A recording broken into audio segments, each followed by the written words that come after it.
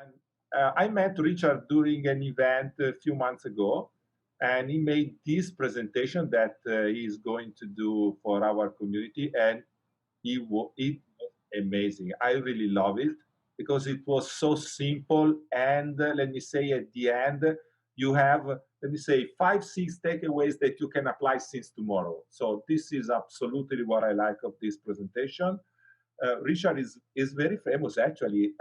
After that we connect, I discovered that he's famous. So for me it's a great honor to have this speaker for our community and to know this person that is so, let me say, also a very kind person, because we have. What does famous mean? How do you measure that? Because I'm talking about you with some of my co-workers, okay?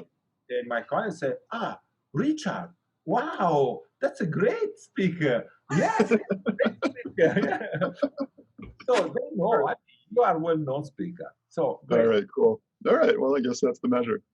And somebody asked in chat, actually privately, so I'll just say, I'm not actually in this room. I'm actually in a tiny, tiny room in the corner of my basement in my house in Boston. This is a fake background. I have a green screen behind me. And behind that, I have a laundry closet, and I'll be doing laundry later. So I'll share my screen. And here we go. Let me know if you have any trouble seeing anything or hearing me. I love it when, let's see, we're sort of a lean group, an agile group here. One of the things about lean and agile is feedback and data, and using that data and the feedback we get from each other to make things better. One of the ways I get feedback is through facial expressions and body language. So it actually really helps me when you have your cameras turned on. It's totally up to you. But if you turn on your camera, then we'll get a little bit more communication happening. I've heard that only 50% of human communication is words. So if you want to amplify that to be 100% of good human communication, then we can use video together. Maybe, we'll see. So this afternoon, where I am in Boston, this is our topic: high performance teams, something called core protocols, some concepts called psychological safety, and actually team emotional intelligence, TEI. I'm Richard Kasperowski. Hi. I'm a teacher, an author, a coach, a consultant. I do a lot of work related to Agile, a little bit related to Lean, a little bit related to digital transformation, a lot of teaching, a lot of coaching.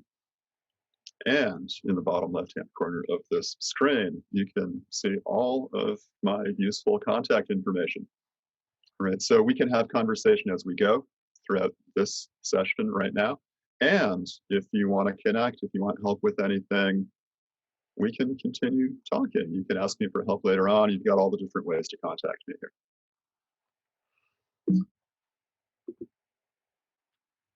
I like to start by asking this question. And we'll sort of do a solo activity here. And the activity is to answer this question for yourself. What's the best team you were ever on in your entire life? This is like best team, singular, the single best team you've ever been on in your life. What was that team? And when I say team, what I mean is any group of 2 or more people aligned with a common goal. Right, so you yourself, that's not a team, but you and one other person, that could be a team if you're aligned with a common goal. You and a group of other people, numerous people aligned on a common goal, that's a really good team. What's the best team you've ever been on in your life? This could be work. This could be outside of work. Any group of 2 or more people aligned with a common goal. Could be your current work team or a previous work team. You might even, okay, it seems like everybody has their cameras turned off. So there's nothing to be afraid of if you close your eyes. You might do this as a guided meditation in a way. You close your eyes. Identify that best team of your life, that best group of people aligned with a common goal. Who were they? What were you doing together? What was your purpose? What were the activities and tasks? What were the things you did with each other? Now really re-experience that team.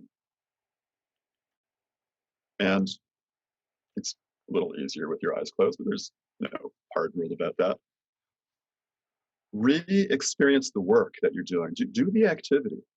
Whatever that activity was with that group, do that activity together right now in your head. Imagine it happening again. Re-experience it. Do it right now in your head. And really feel what it feels like within your body. What does it feel like when you're with that group of people doing that activity, whatever that activity is? What does it feel like within your body? And if you could summarize that sensation of being with that group of people in one word, what would your one word be that summarizes the sensation of best team of your life? So I like to collect these words. Maybe some people will type these in chat. Here's a link you can click. I just pasted this into chat. You can aim your web browser at menti.com.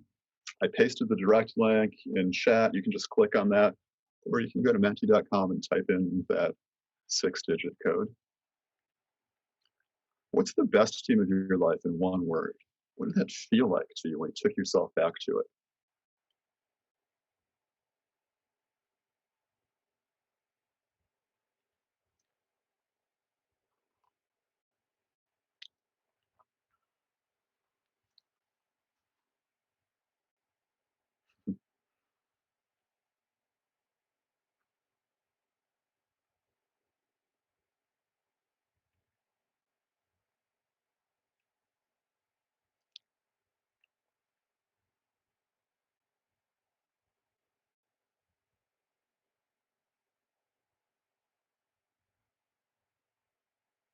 This is nice. There's so much diversity in this group. No two people have typed the same single thing. This is so cool.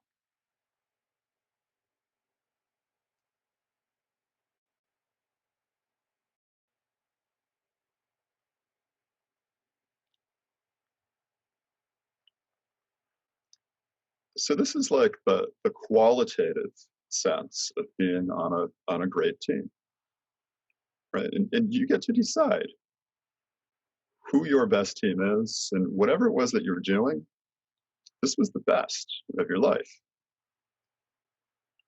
Fun is always on this list. Trust, belonging, dependable, comforting, positivity. These words are always on the list. I always use me and my wife as the example of my best team. We're aligned with common goals, and we're just amazing together. It's the best two-person team of my life, the best partnership of my life, the best team of my life of any size.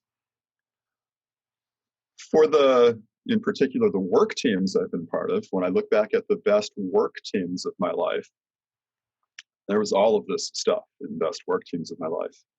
And I kind of realized I got lucky.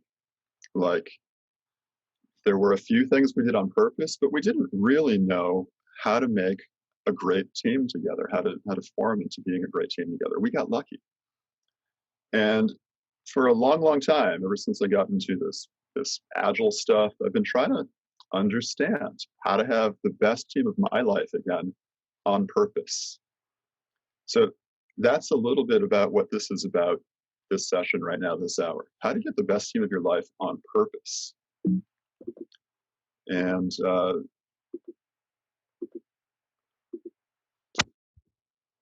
got a little bit stuck. There we go. So that's what we're doing this hour. It's how to get that again on purpose. It's a little bit about science and research on high-performing teams. It's practical things you can do, and we're going to do some activities together. So we'll start with the science and research on high-performing teams. We'll just take a quick look at this. There is some solid foundation for this idea of high-performance teams, And part of the foundation, it becomes easy to talk about as of about 4 years ago. 4 years ago, the New York Times Sunday magazine, they published this article about Google and the work Google was doing to find the characteristics of great teams so they could have more great teams. So what they did is they got 200 teams to volunteer to participate in reproducing the research on teams and team performance. This research has been going on for 50, 55 years, and different people have identified something like 250 different characteristics that, according to their research, if you measure high in this dimension, then you also measure high on team performance, whatever performance means for your team. When Google reproduced this research, here's what they found. They found that there was one thing that mattered more than anything else. That teams that measured high on psychological safety, that's something you can measure, they also measured high on performance. Again, something you can measure. This is evidence-based, this is objective research. Teams that measured high on psych safety, they measured high on performance. And this corresponds to previous research from starting back around 1995, 1996. Teams that measure high in psych safety, they measure high in performance. They do better than other teams. What safety means here is that it's safe to take risks when you're together with your teammates. Any kind of risk. This is psychological safety, right? This is different from physical safety. Physical safety is something like you have to wear a helmet when you're at work. You have to wear special boots and you have to protect your hands so they don't get crushed. That's physical safety. Psychological safety is that you feel safe here in your head and here in your heart. That you feel safe together with your teammates, that you can ask for help about something you're not sure about, that you can tell them you don't know something, that you can share, I don't know, maybe share how you're feeling. That's pretty risky. That you can try out a new role.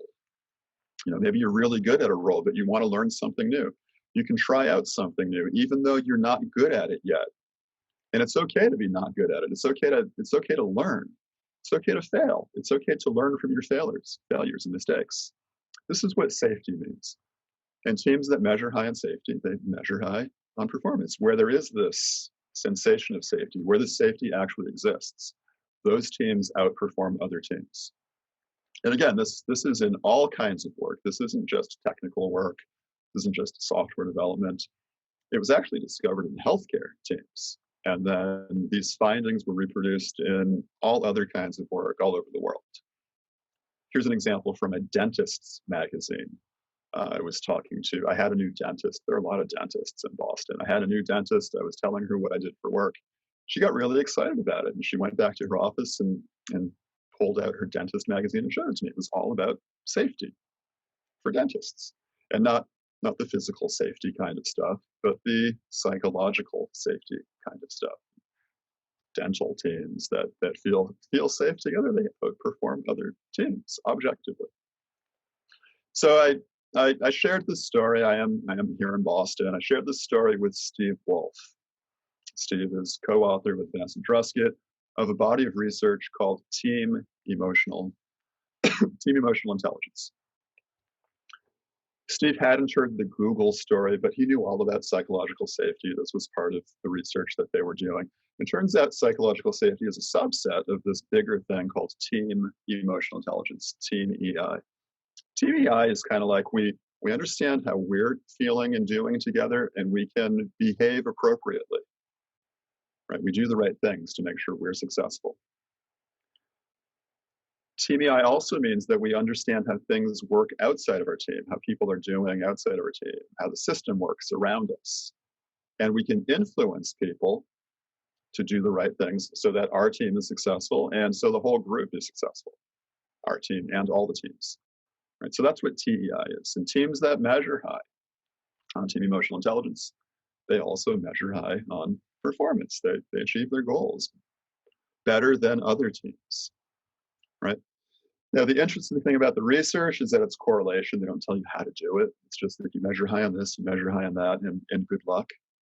So there's this other body of research. This is not academic research. This is all experiential from working with teams.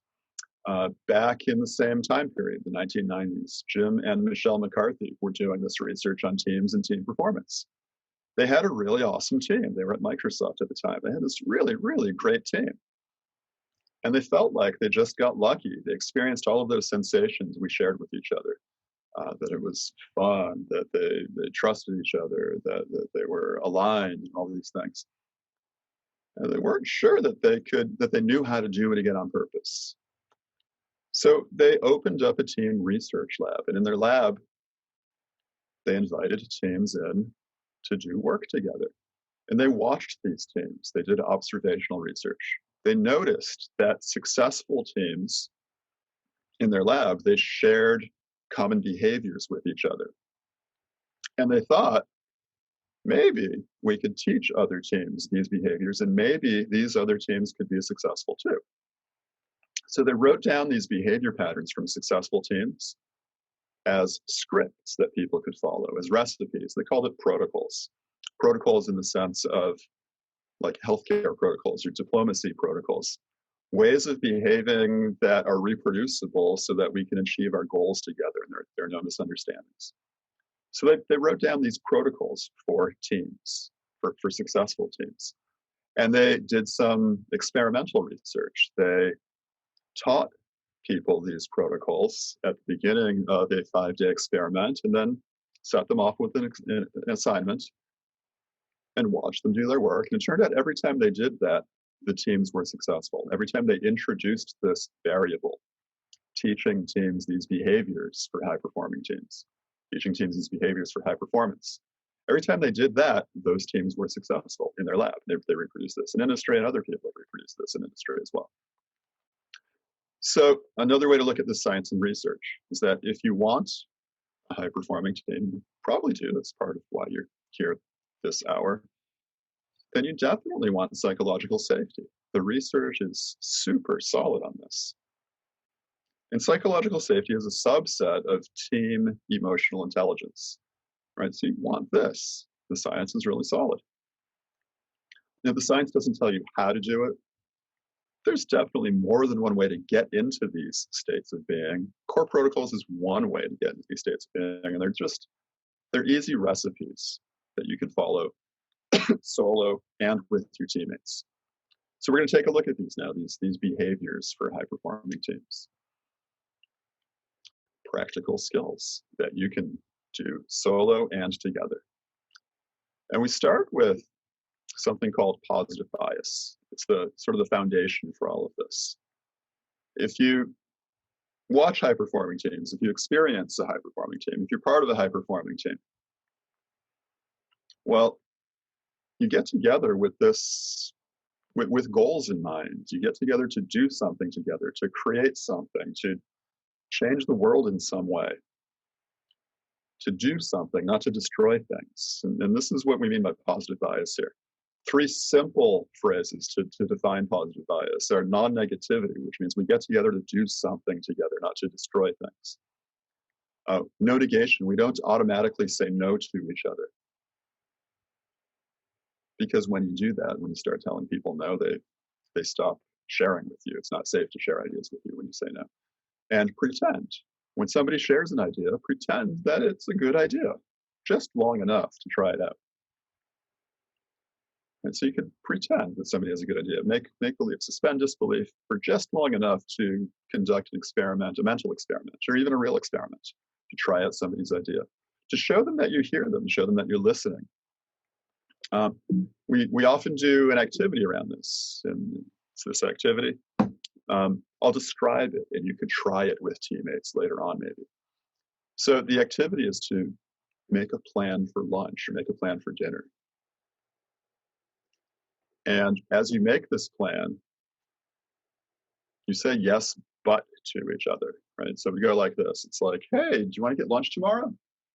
And your partner would have to say, yes, but I already have a plan for lunch tomorrow. It's that I'm gonna stay here at home and have lunch with my wife. And you have to respond with yes, but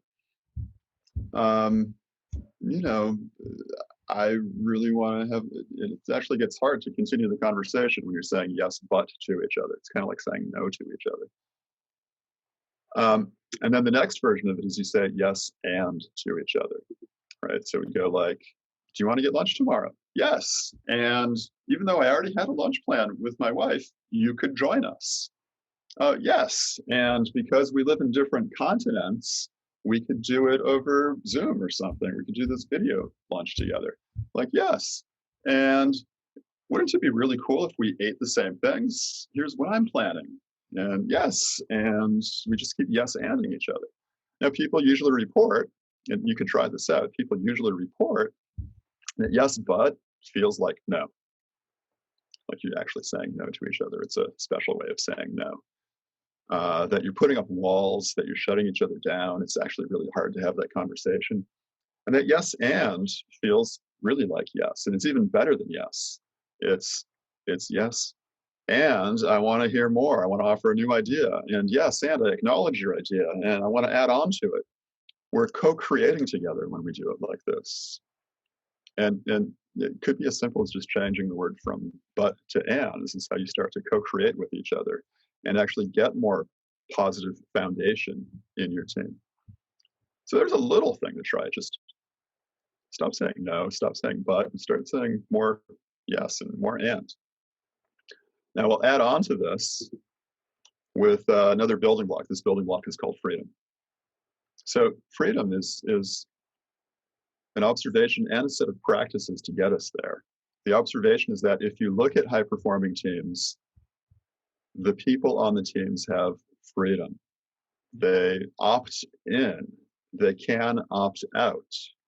Nobody's coercing them to be part of the team or to do anything with the team. They have choice. Very explicit behaviors for being able to do this. And we've got some short URLs there that you can check out for all the details. Pass is the idea that anytime you don't want to do something with your teammates, you don't have to. This is an agreement you would make with each other as teammates, that we can pass on things. And the way you do it is you just say, I pass. That's it. Nobody hassles you. Nobody talks about you for having passed. Nobody tries to make you do the thing anyway. It could be like if you're doing a daily scrum or a daily stand-up and it's your turn, but you're not ready or you don't want to share at that particular moment, you just say, I pass. And the next person takes their turn. This is something that happens on high-performing teams. When you watch high-performing teams, people can opt out as well as opt in. And check out is the idea that on really high-performing teams, if somebody has something more important to do, they go do it. Or somebody doesn't feel totally safe at the moment, they go away temporarily. They help themselves feel safe. They check out, they leave the space, they leave the meeting. If that's a video meeting, they might turn off the video meeting and go do something else or go to a different video meeting with the right people at the right time. Nobody is obligated to stay in this meeting right now or any other meeting. You get to choose what to do. And that's what checkout is about. It's that you choose where you are. You choose what you want to do at the right times. You're responsible for yourself, and you're responsible for your personal result and the team's results together.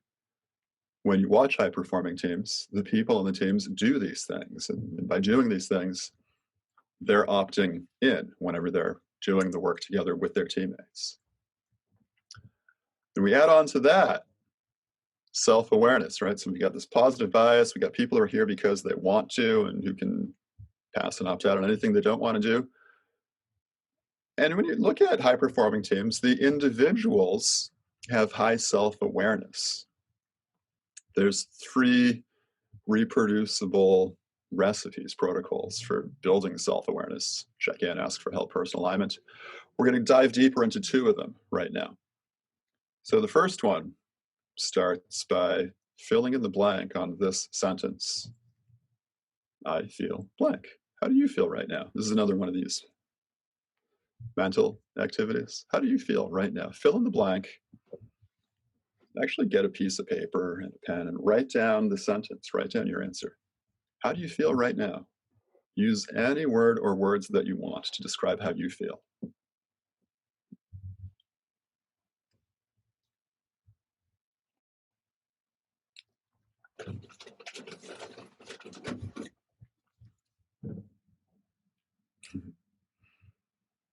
And then we'll make it multiple choice.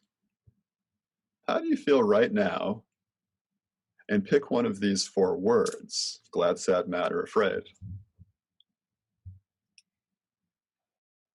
Which one of those is closest to how you feel right now?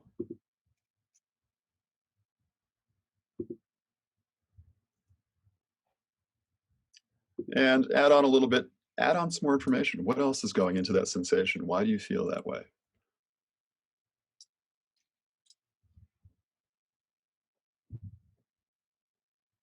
So let's get a sense of the group right now. As a group, how are we feeling? Back to Menti. You can go to menti.com and type in that 6-digit code. You could click on the URL that I had in chat earlier. I can't see the chat window right now. A couple new people arrived. Will somebody repaste that into chat for the newer people?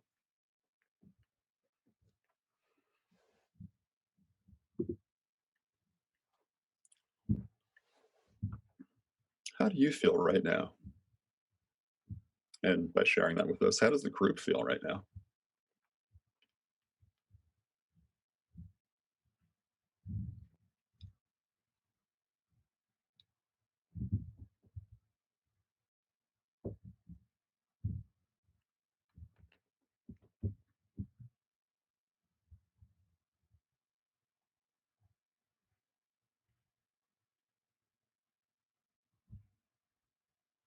All right, so as a group, we have a lot of glad, a bunch of sad, some afraid, not too much mad, not too much angry right now.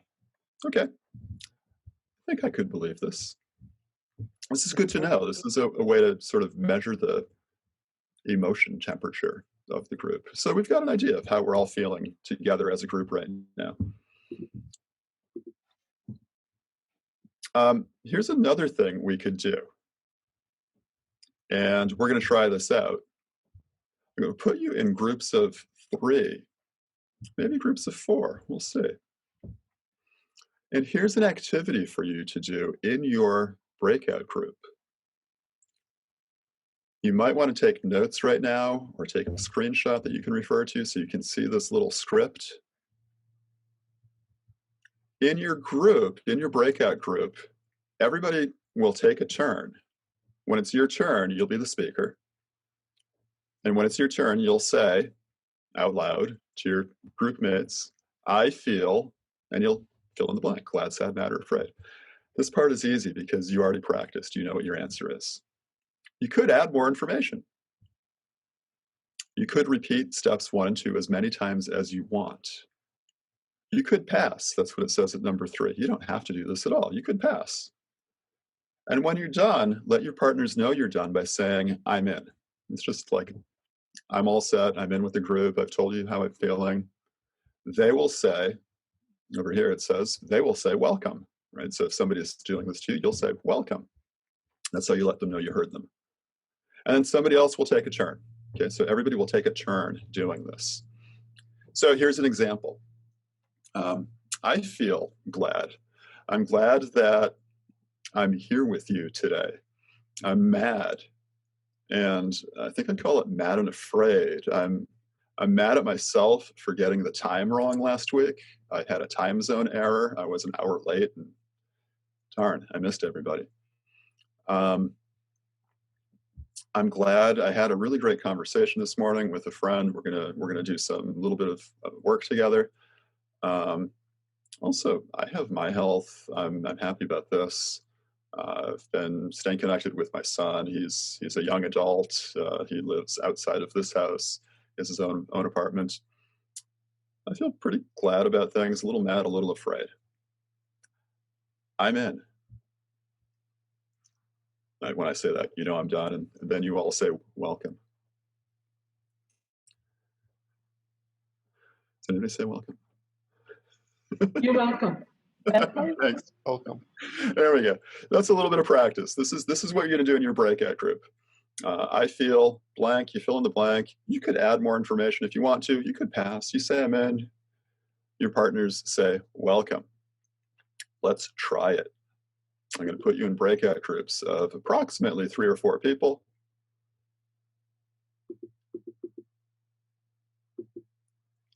Here we go. You're going to have 2 minutes, right? So everybody take a turn. You have 30 seconds each, something like that. Take your turn, say I'm in. Everybody says welcome, share how you're feeling. We'll come back and we'll talk about it for a little bit. So hello, everyone. Welcome back. Different people had different experiences. For people who made it to the breakout room and you got a chance to practice that check-in, that emotion check-in with each other, how did that go? Let's debrief a little bit. What happened? What was it like for you? Yeah, it was all right. We could just talk a bit, get to know some reasons about each other's day. All right. Just talk a bit, get some information about each other's day. Anybody else? Debrief on that emotion. I just feel terrible because I talked so much. I didn't give Carl a chance to have his say. So Carl, if you're there, I'm so sorry. No problem. All right. Well, once you have people listening to you, it's easy to just keep Ramble talking. on. I know. I'm so sorry. All right. Anybody else? What was it like for you?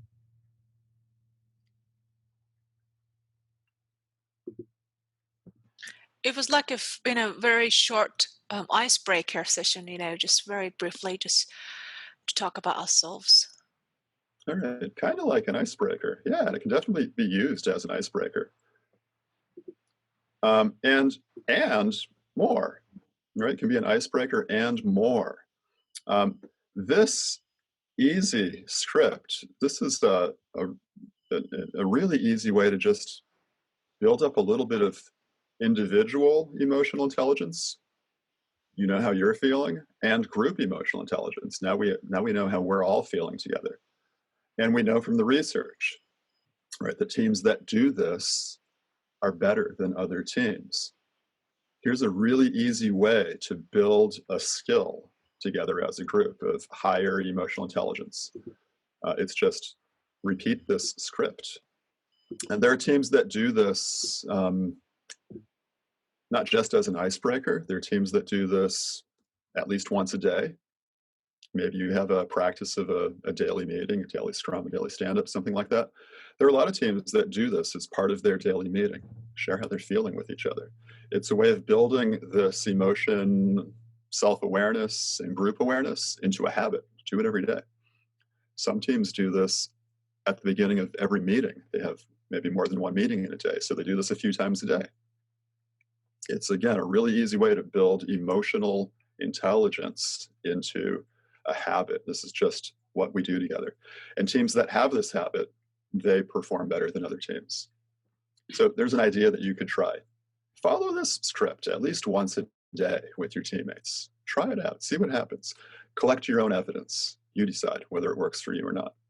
Richard, if I may, my experience is way stronger than what I think you very carefully, modestly expressed. For me, it's a unique way to create emotional integration inside a team. It gives me the space to get mindful with my thoughts and emotions very quickly, but I also have this feeling that I have a safe space to share them. And it also gives the others the opportunity to give them a space and take them into account. And I also take time to take their feelings into account. Even though it took us 2 minutes, I found it to be very powerful. Yeah, thanks so much for sharing that and sharing it that way. I am being sort of modest about how effective it might be, because some people are afraid of this, and this isn't normal in most work cultures to share how you're feeling so honestly. When you do it, you might have an experience like we just heard, that it could be really transformative, that you really connect with each other. And this is really what it feels like to be on a great team. You're really connected with each other. We heard that when you do this more often, you start to feel safer with each other. Well, we know from the research, teams that feel safe together outperform other teams, right? These are, I don't know if you could call this a trick for getting into a state of higher performance together, for getting to a state of higher safety or higher team EI together. It's a trick, it's a practice, it's a habit, it's a skill that you can build together to get into those higher states of being a great team. So here's another one of these scripts, one of these protocols. Fill in the blank. Solo, quiet, thinking, piece of paper, pen. I want blank. This is a really big, important fill in the blank. This is like, I want world peace, or I want a cure for COVID. This is one of those big, huge wants. This is bigger than I want a cup of tea or a pint of beer. Big, big, huge want. What's the most important thing in your life that you want? What's the most important thing in the world to you? Fill in the blank with that.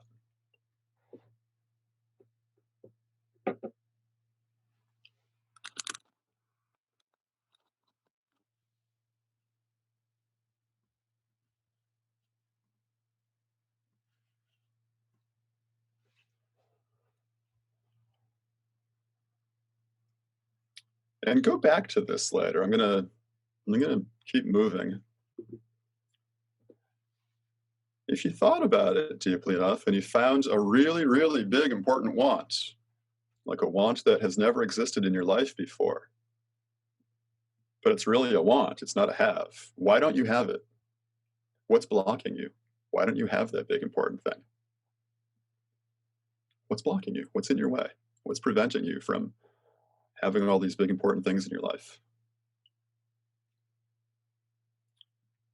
Think, fill in the blank, write down your answer.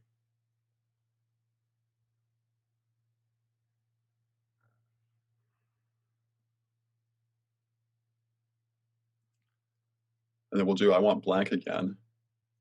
Now you've thought about what's the most important thing in the world to you. You've thought about what's blocking you. Why don't you have it already? Imagine that you had a future superpower that would eliminate everything that's blocking you and get you everything you want. What would that superpower be? Here are some choices: self-awareness, integrity, courage, passion, peace, presence, self-care, fun, wisdom, health. Make believe that you could have one of these as your future superpower. And after you've practiced it enough, and it really did become a superpower, it would eliminate everything that's blocking you and get you everything you want. Which one of these would it be? You think, you write it down.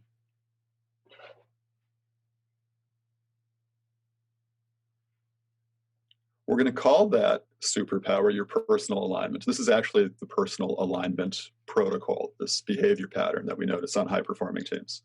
Right? People on high-performing teams really do this. They have high self-awareness about what huge improvement they want to make to themselves, what direction they want to be heading in. And you can add on a way to practice it. So how are you going to build this skill? You don't just get it for free. You have to practice it. For example, courage.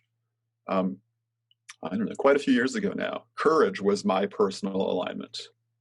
They can change over time, right? So one point in my life, courage was my personal alignment. And the way I practiced it, turns out I'm kind of shy. Like, I can do this, even in physical space, talk to a bunch of people, no problem at all. But if it were just me and you, I might be a little shy, and I might not even talk to you if we were in a big room together and I wasn't on stage, because I'm shy. So courage for me meant meeting people and talking to them and getting to know them, and getting to know them so much that, like, I even knew their name, and I would write down their name in my journal. Every day I would meet a new person and write down their name, just as evidence that I had actually done this practice. That was how I practiced courage for that half of a year. I met a new person every day and wrote down their name. Whatever one of these you picked, how are you going to practice it? How are you going to be able to show a friend that there's evidence that you've been practicing it? What are you going to do for yourself to build this skill?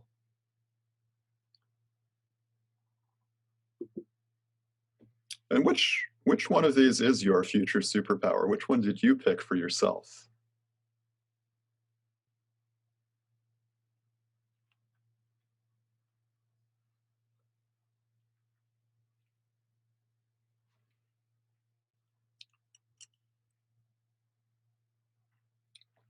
By the way, I don't have a definition for these. You get to define it. It's your personal alignment. It would be your future superpower. You get to define it. You get to decide how to practice it, how to build it into your own future superpower, how to build this new habit for yourself. If you're not sure which one you want, maybe you notice that there's an asterisk next to self-awareness. Self-awareness is the default answer. If you're not sure what you want, maybe you want self-awareness.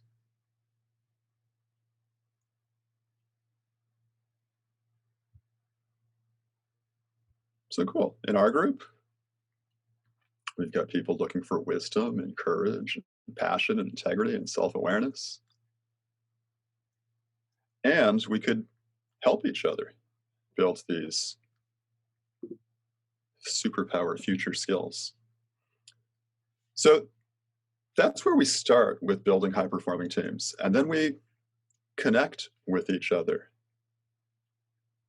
We've done a little bit of connecting already. That emotion check-in was a way to connect with each other. In this group, because we'd never done it before together, a little bit of icebreaker. In ongoing teams, a daily connection point, many times a day way to connect with each other. Asking for help is a way to connect with each other. Personal alignment, it turns out, is a way to connect with each other because we end up supporting each other on our personal goals and aligning with each other as a team.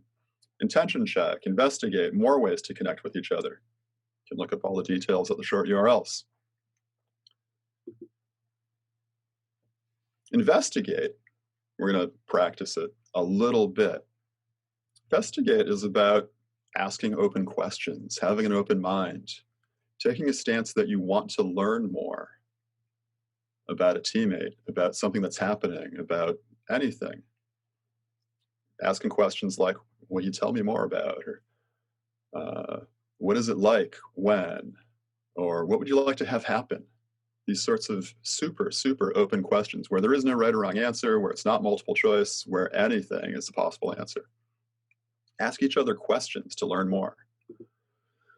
But we're going to try this a little bit. Back in your breakout group, one of you volunteer to share your personal alignment, and the other people in the group ask questions about that person's personal alignment, about that person and their personal alignment. If you're asking questions, your goal is to learn as much as you can about the person who shared their personal alignment. If you're sharing your personal alignment, your goal is to learn whether that's actually the right personal alignment for you. You could start by asking those same questions that I asked you. What do you want? What's the most important thing in the world to you? Or what's your personal alignment? Try that with each other for a couple minutes. I'll put you in the breakout room for 2 minutes. One of you quickly volunteer to share your personal alignment with the group, and the others ask that person open questions to try to learn as much as you can about that other person in 2 minutes. How much do you think you can learn about somebody in 2 minutes? What questions would you ask? So somebody volunteer to share your personal alignment to other people. Other people ask questions to learn as much as you can, as fast as you can. Here we go to breakout rooms. We'll see you back here in a couple of minutes. Hi there. I think we're all back here in the main room now. For people for whom that worked, you went to a breakout room. Maybe one of you volunteered to share what your personal alignment is, that future superpower. Maybe the others in the group got to ask you questions about it and learn more about you. Let's debrief on that. How did it go for you? What happened? I could share. My name is Maru, and I've shared my number one superpower here at the moment, which is courage. Mm-hmm. And the team has asked me questions about why I think that could help me and how I would go about it. And I said that the way it could help me in a short way is that is for me the main blocking barrier between me, standing up between me and making the moves and progress I want in life without getting into more details. And when they asked me about how we go about it, I told them that I've tried many things over the years, and the only thing that I think work and scares me the most is practice, practice, practice. And so every day I should find, or I want to find a way, small as it may be, to practice it. And I gave them a concrete example of positioning myself as an AI expert, because I really strongly believe I am, and put myself out there, not fear any judgment, and provide my services to others, in a nutshell. Amazing. Thank you for sharing all that. So a really amazing, deep conversation with just, I have a personal alignment and I want to learn more about you, right? That's what Investigate is about. That's why we call it a connection protocol, because people connect more when they investigate each other. And sometimes this happens when we do it this quickly. Sometimes we do it in a longer form class, or we just do it as sort of a regular practice every day with teammates, with other people we care about. I always get into, I feel a physical sensation when I do this with people. When people share with me how they're feeling, when people share with me the most important thing in the world to them, when I get to ask them questions about that most important thing, or when they ask me questions about it, I feel a physical sensation. And the word I use for that physical sensation is love. This is, we shared all these words at the beginning for what it feels like to be on the best team of your life. I think if you put all those words together, they mean love. They mean that, if you watch a team, if you watch a really great team working together, and we could do this these days. We could sit in while they're working together on Zoom. If we're in physical space, we could watch them through a one-way glass wall or something. They would look like they love each other. They would look like they care about each other. Right? Okay, sometimes I joke about this when I'm talking to people in New York or London. There's so many finance companies, and nobody ever uses the word love in a finance company or in government. But this is what it is. And if it's not a word that you can use, then you can say friendship, right? People on really great teams, they act like they're friends, at least while they're together. They don't have to like go to the pub every night together and do things on weekends together. While they're together, they're friends. All of these academic words like high performance, high performing teams, psychological safety, team EI, these are the academic jargon words for love or for friendship. This is what we mean. This is the state of being that we get into. And the state of being that gets us to be totally aligned with each other, that we are totally aligned with each other. And this is what makes us high performing. These few of these activities we just did, right?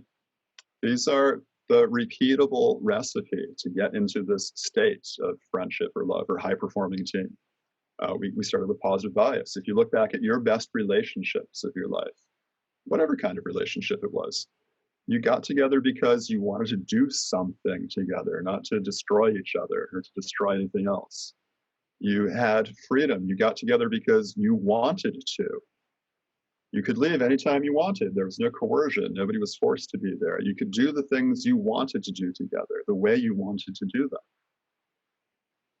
Emotion check-in, the best relationships, probably the best work teams even. You shared with each other how you're feeling.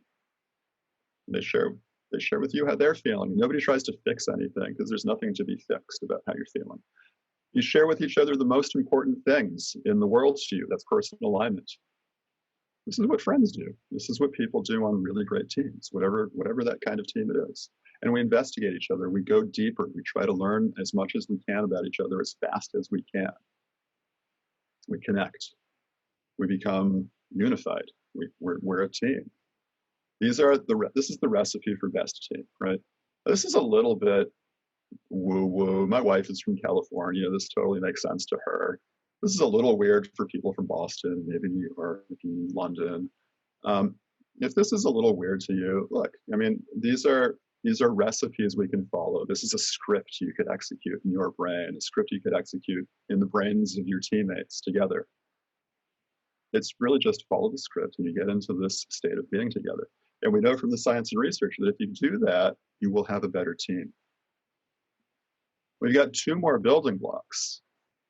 The next one is productivity, right? So up to now, we've got a team of people that are connected and cohesive. They're really a team. And now we actually get to work together. So we've got decider, resolution, perfection game, ways to make great decisions together, ways to resolve conflict, ways to give and receive feedback. You'll have the slides, you'll have the video, check out the details in the short URLs. Cool thing about all of these protocols, here's an example of the decider protocol. They were discovered in physical space, all these protocols, but they totally work in virtual space too. They work in online space. Here's an example of doing the decider protocol in online space. Right? You can do this in Slack. You don't even have to be doing it synchronously in real time with each other. All of these things work just as well in online space as they do in physical space.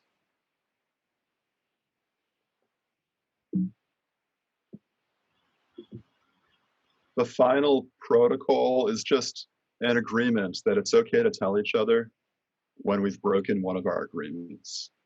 And this is what people do on high-performing teams. When they make agreements with each other, they hold each other accountable to the agreements they made. In the protocol jargon, it's called protocol check. It doesn't matter what you call it or how you do it, as long as you have a way to do it on your team.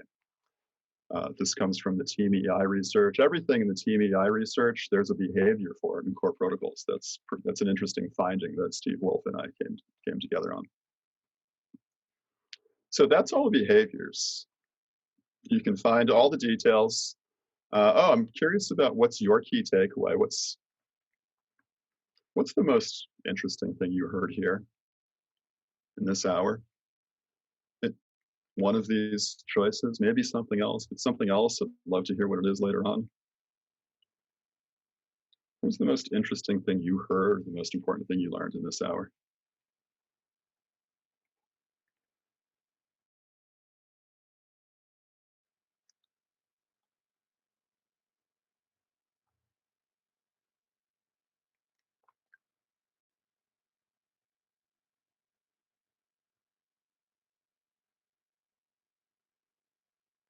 Richard, while we're doing this, may I ask you a short question?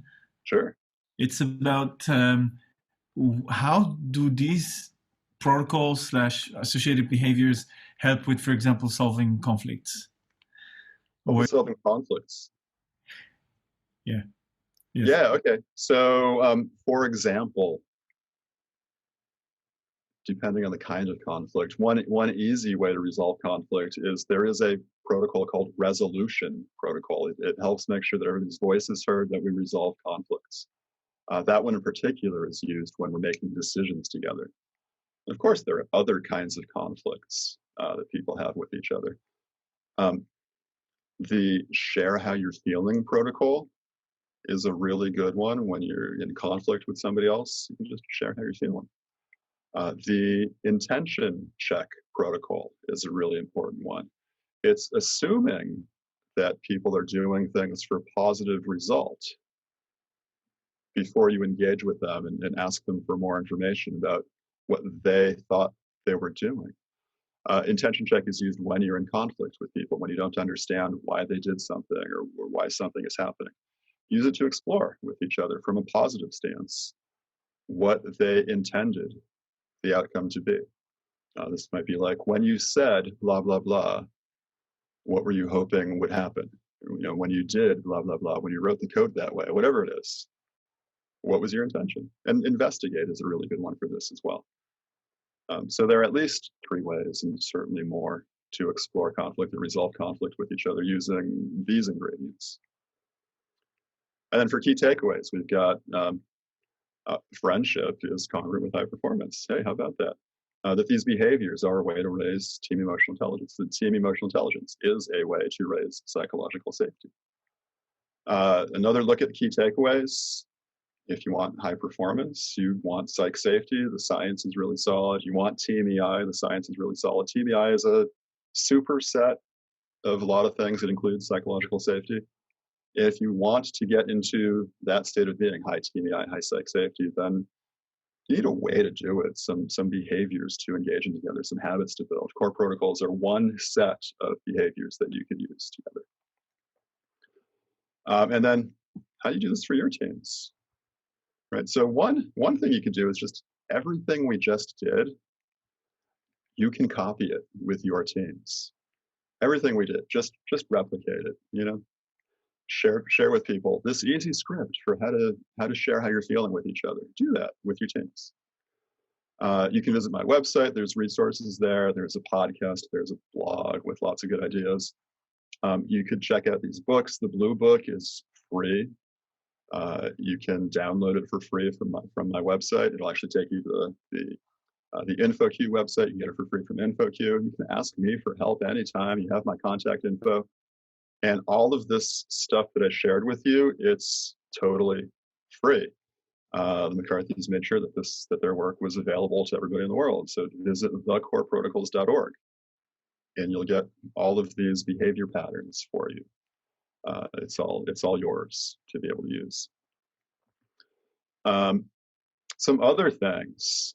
Every Wednesday, I have an open to the world office hour. If you just want to come and hang out with me, ask a question, share an experience. And we've been doing this for a couple of months now. It's a lot of fun. I usually go to the park. I bring a coffee or a tea. I bring my computer to the park, and we just chat with people for an hour. I do a lot of training, and there's some things that we used to do in physical space that are interestingly different to do in online space. Agile Point Game is one of these new training tools that we use online. If you want to learn how to facilitate the game to help teach people Agile, come join us for that. Agile Dojo, we play games with each other. Agile games are playful activities that help people get some work done or help people learn something about Agile or Lean. If that's interesting to you, we do this on the first Thursday of every month. And then in November, we're doing a half-day class on what we just did here for this hour. So if any of this is interesting to you, visit my website. You can find out more there. Here's another one of these protocols. Here's a way to do it online. This is a way to ask for help. That's a protocol. Ask for help. I want help. Will you help me make this presentation? Amazing. Perfection Game is a way to solicit and receive feedback, to give feedback to people about anything they want feedback on. And it's these three steps. It's give the thing a score from 1 to 10, where 10 is like the best it could be. Share what you liked about it, and share what else you would do. Share what you would change to make it a perfect 10. Will you help me? This is actually one of the activities today. Will you help me by practicing Perfection Game right now? And give me feedback.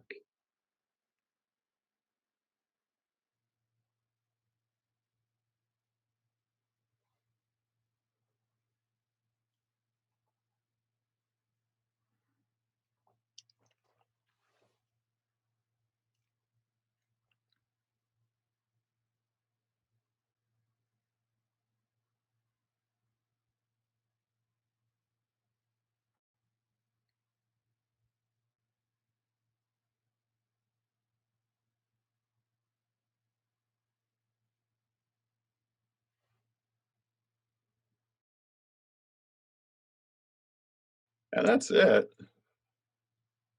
for the content today, for this hour. My contact info again, so you can keep in touch with me. So you can ask me for help on anything you want, text message, WhatsApp, email, whatever you want. I'm here. You can ask me for help. That's it for the official session part of our session. I'm going to stop the screen share. We're done. Thank you all for being here. That was awesome. Thanks for participating. Thanks for playing along in the activities.